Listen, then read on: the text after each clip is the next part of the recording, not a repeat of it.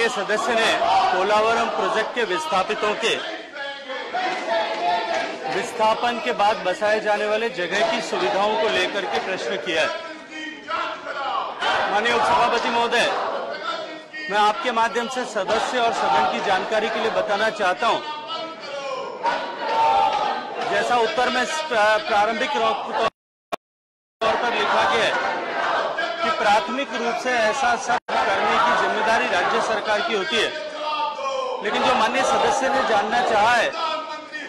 कि क्या इसको लेकर के कोई कमेटी केंद्र सरकार ने बनाई है, मैं माननीय सदस्य की जानकारी के लिए और सदन की जानकारी के लिए बताना चाहता हूं कि इसके लिए जो कमेटी बनी है, भारत सरकार के ट्राइबल अफेयर सेक्रेटरी की अध्यक्षता में कमेटी बनाई हुई है,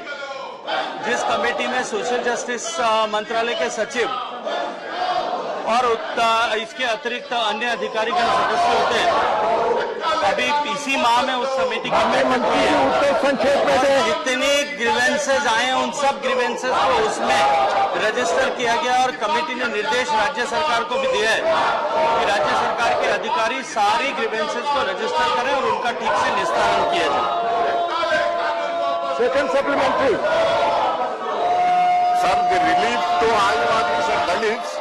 are not adequately given. An estimate states that more than 2 lakh people, mostly Adivasis from these submerged villages, is estimated to a cost of rupees 30,000 में आप सवाल पूछने के लिए आए हैं। देश को उम्मीद है कि आप इन सवालों को पूछेंगे जो देश के लिए करने की सोच है।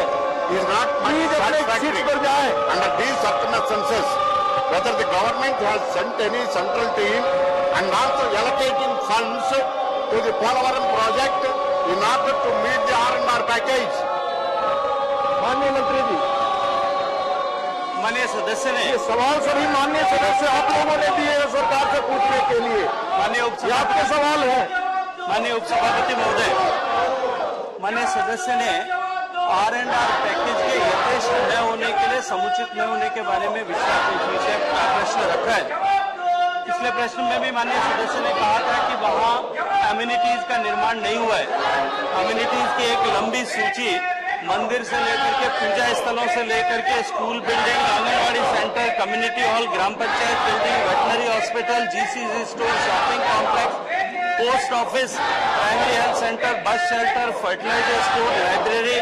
से लेते हुए डंपिंग यार्ड तक सारी सुविधाएं उन जो है नए हैबिटेशंस में क्रिएट करने का काम किया गया। जहां तक कंपनसेशन की राशि का प्रश्न है, मैं माननीय सदस्य की जानकारी के लिए बताना चाहता हूं कि जो लैंड एक्विजिशन एक्ट 2013 के अनुरूप जो व्यवस्था की गई है, उस व्यवस्था के अतिरिक्त भी आंध्र प्रदेश सरकार ने प्रत्येक डिस्प्लेस होने वाली फैमिली, क्योंकि 2013 का एक्विजिशन एक्ट ये कहता है कि उसको समान मात्रा में भूमि अप टू 2.5 एकड़ देना आवश्यक है। समान मात्रा में एरेबल लैंड देने के साथ साथ में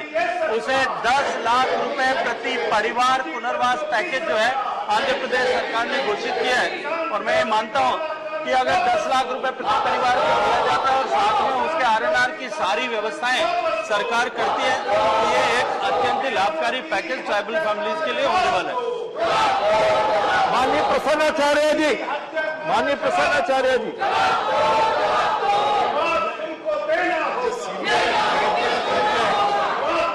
Villages of Odisha, I would like to know from the Honorable Minister what is the number of villages and what is the number of people those are going to be affected by this project, and out of the villages that is being affected, what is the number of scheduled caste and scheduled tribe people whose land are being submerged under this project, number one. And sir, I would like to know from the Honorable Minister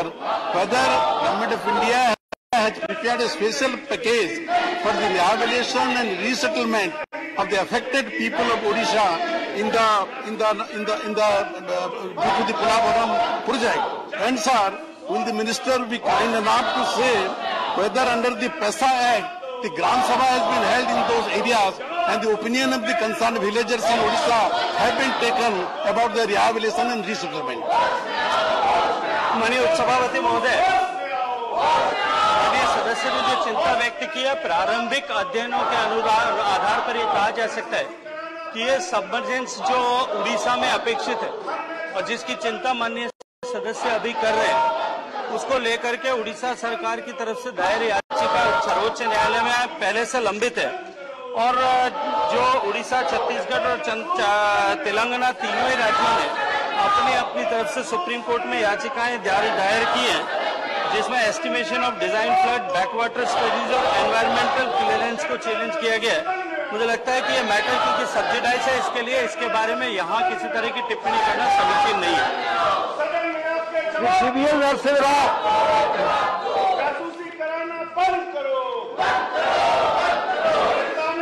Thank you, Deputy Chairman, sir, for the opportunity.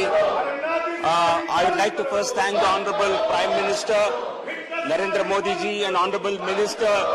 Shekhawat ji for releasing more than 11,200 crores for Polavaram project for the Polavaram project so far. And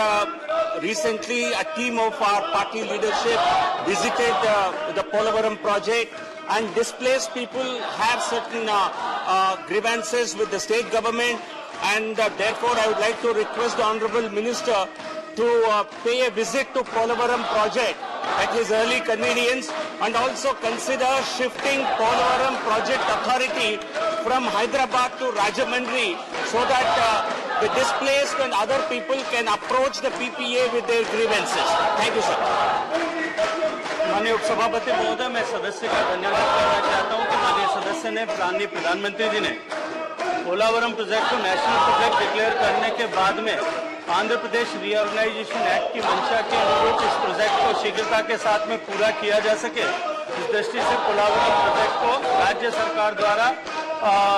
bill submit किए जाने के तुरंत साथ ही अनुदान राशि जो है वो प्रोवाइड किए।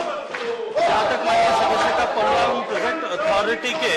शिफ्ट करने का प्रश्न है, मैं माननीय सदस्य को ये जानकारी देना चाहता हूँ, आप सबके आपके माध्यम से सदन को ये जानकारी देना चाहता हूँ कि ऐसा प्रस्ताव मेरे मंत्रालय में विचाराधीन है और शीघ्र ही इस पर सकारात्मक निर्णय मंत्रालय करने की दिशा में आगे बढ़ रहे हैं।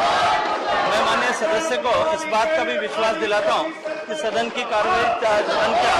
खत्म होने के बाद में शीघ्र हम इस जो है पोलावरम प्रोजेक्ट का एक बार वहां जाकर के निरीक्षण करें। Question number 1383 Kailash